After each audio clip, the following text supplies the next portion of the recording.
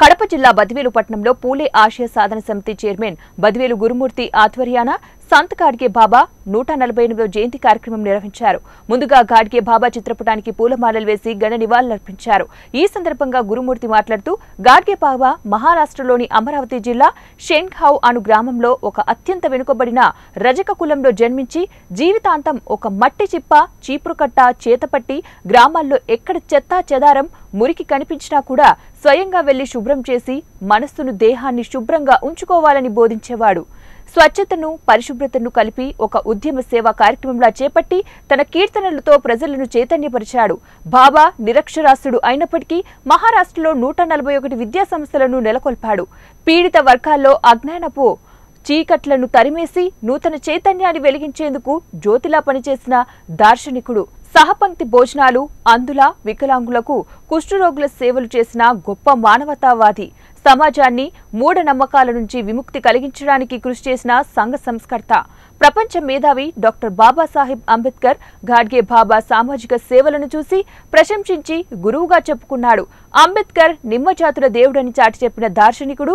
ముఖ్య అతిథులుగా హాజరైన యోగి వేమన విశ్వవిద్యాలయ కౌన్సిల్ సభ్యులు కొండపల్లి చిన్న సుబ్బారావు మాట్లాడుతూ కులమతాలకు అతీతంగా మానవులంతా ఒక్కటిగా జీవించాలని చాటి చెప్పిన తన జీవితాంతం సంఘసేవకు అంకితమైన సర్వసంగ పరిత్యాగి అన్నారు.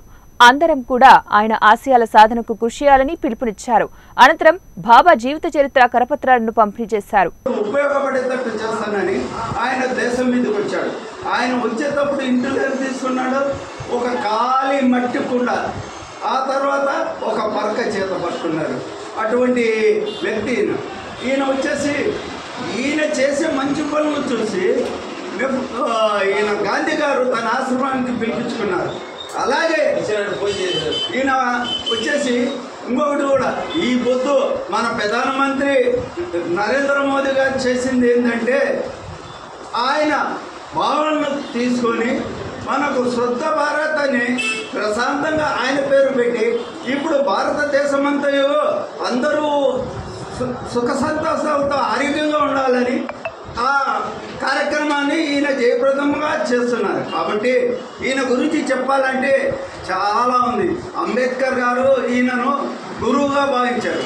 ఈయన 1900 సంవత్సరంలో ఆయన అమరావతి పోతున్నారు మార్గ మధ్యంలో. కానీ ఆయన ఆరోగ్యరీత బాగలేక మార్గ మధ్యంలోనూ చనిపోయారు.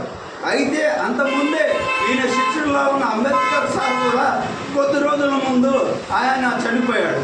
ఆ బాధని ఈయన తన మనసులో పెట్టుకొని ఆలోచనలో పెట్టుకోబట్టి ఈయన కూడా ఆనాడు చనిపోయాడు.